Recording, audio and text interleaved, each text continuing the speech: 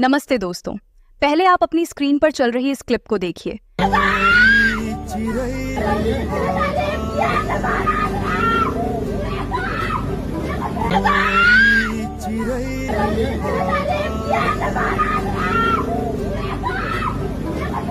ये घटना मथुरा की है, जहां आस्था के नाम पर जो हुआ वो हमारे समाज का सबसे काला चेहरा है।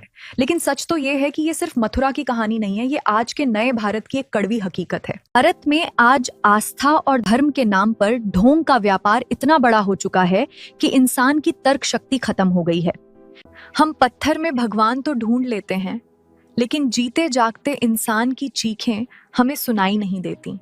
आखिर हम इतने अंधे कैसे हो गए कि भगवा चोला या लंबी दाढ़ी देखकर बिना सोचे समझे किसी के भी पैरों में अपना सर रख देते हैं। सबसे ज्यादा दुख की बात तो ये है कि जब ये कथित बाबा हमारी माँ बहनों की अस्मत से खिलवाड़ करते हैं, तो समाज उन अपराधियों के खिलाफ खड़ा होने के बजाय उन पीड़ित महिलाओं के चरित्र पर सवाल उठाने लगता है।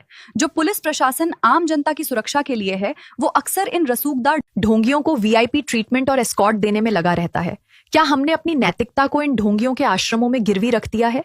याद रखिए, जब तक हम अंधभक्त बनकर इन भेड़ियों को पूछते रहेंगे, तब तक हमारी बेटियां ऐसे ही सड़कों पर इंसाफ के लिए गिड़गिड़ाती रहेंगी। दिक्कत उस व्यवस्था में भी है जो इंसाफ को अमीर और गरीब के तराजू में तौलती है। लेकिन सबसे बड़ी दिक्कत हमारी चुप्पी है। हम सवाल नहीं पूछते, हम चुपचाप ये सब देखते रहते हैं। आज अगर हम नहीं बोले तो कल कोई और बहन सरेआम सड़क पर अपनी जान की भीख मांगेगी और हम सिर्फ दर्शक बनकर रह जाएंगे। और उन लोगों से मेरा एक सीधा सवाल है जो खुद को धर्म का ठेकेदार और रक्षक बताते हैं, कहाँ है आज वो बजरंग दल? कहाँ है वो संगठन जो जरा सी बात पर सड़कों पर उतर आते हैं?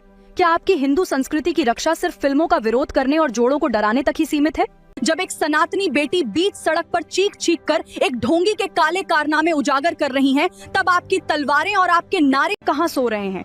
क्या असली धर्म रक्षा इन भेड़ियों को बेनकाब करना नहीं है? अगर आज आप चुप हैं, तो ये मान लीजिए कि आपकी भक्ति और आपका संगठन सिर्फ दिखावा है। धर्म को बचाना है तो पहले इन ढोंगियों से बचाओ जो भगवा पहनकर अधर्म कर रहे हैं, वरना इतिहास गवाह है, चुप्पी हमेशा अपराधियों को जन्म देती है।